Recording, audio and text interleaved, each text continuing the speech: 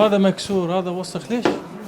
استاذ مو وسخ، هاي توب تمام خلينا ضاع عليه. اذا شوف هذا يحطونه معفن. وهذا هي افتحها، هو كسر عادي يصير. ما يصير. يعني بس بعد جد نظيف، بس خله يخدمك. يلا انطيني وسخ. وين النظافة؟ شنو الوسخ؟ هذا معسر. هذا معسر. اذا وسخ. اي هو القبض لازم ينسح يا استاذ. هذا صار له كم شهر؟ انا كل اغسل يوميا اغسل. احنا الاستاذ طبعا لان هنا شاف المكان، يعني احنا مكاننا انظف. شوف النراقي، شوف السفر كله، ما عندنا اي شيء وسخ. هذا شوف حاله، هذا على اساس شوف شنو يقصون بها. هذا تلاف يصير هسه. هذا شنو ملح؟ وينهم؟ هذا ملح؟ اي نظافه ما بيه. ملح بالماعون. ملح بالماعون وزاهي وصابون يمه اتصفى. اي هذا محترق من جوا.